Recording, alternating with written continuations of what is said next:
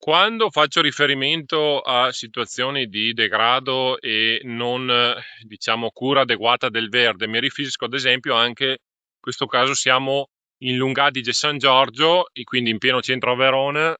Dietro di me purtroppo non si vede perché è cresciuta una foresta totalmente incontrollata, ma c'è Ponte Pietra, qualcosa forse si intravede.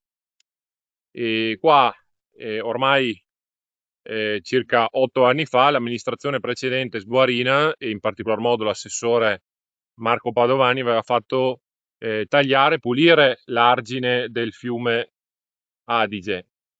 Nel frattempo è ricresciuta questa erba, o meglio è cresciuta una foresta che sta andando a intasare anche praticamente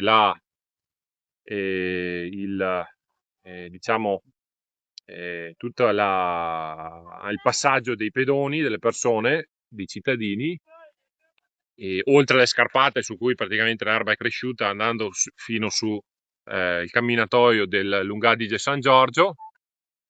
E l'amministrazione, in particolar modo attuale, l'amministrazione Tommasi, in particolar modo l'assessore Benini, sembra non accorgersene, o meglio, forse se ne fregano semplicemente. Ecco qua una anche situazione di abbandono degrado. Qualcuno potrebbe dire, ma è competenza del genio. Certo, ma perché il comune non chiede al genio di intervenire come aveva fatto la precedente amministrazione? Perché non si preoccupa di questa gestione del verde invece di lasciare questa situazione di abbandono e quindi degrado, con le erbe, con le erbacee, con le piante che stanno invadendo tutto e creando un bosco totalmente incontrollato? Forse neanche si rendono conto, neanche se ne accorgono. Di sicuro non si preoccupano di questa situazione. Sta di fatto che il problema c'è, e noi come popolo veneto, come cittadini veronesi, come ex amministratori, ma che hanno ancora amore del territorio, della città, e lo conoscono e sanno le problematiche e come vanno affrontate, e non facciamo finta di nulla.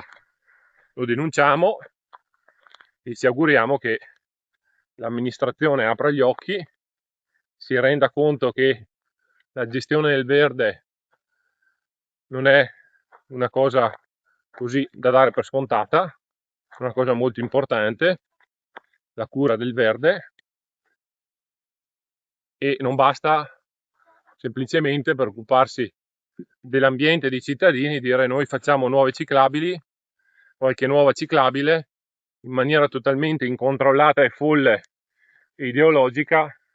Ma prima di tutto io dico, perché non vi occupate della situazione che c'è già di cui occuparsi? Perché lasciate andare in degrado, in abbandono, questi luoghi meravigliosi della nostra città? Ecco, là di fronte c'è il Vescovado, giusto per capirsi in che posizione siamo, in che posizione, in che luogo meraviglioso della nostra città, della nostra Verona, si sta creando, e se non c'è già, questa situazione di degrado, dove tra l'altro a cosa può servire questo boschetto che si è creato davanti a Ponte Pietra?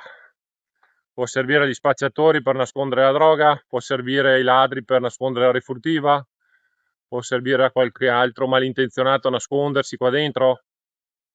Non so cosa dobbiamo aspettare, di trovare qualche persona deceduta, come è già successo in altri luoghi della città, per renderci conto che queste situazioni di abbandono e degrado non vanno bene, oltre al problema di ratti che possono esserci, non so, mancano solo le nutrie e l'abbiamo fatta completa. Questo bosco non dovrebbe esserci, o perlomeno andrebbe curato, non abbandonato in questa maniera come ha fatto e sta facendo l'amministrazione comunale in pieno centro a Verona.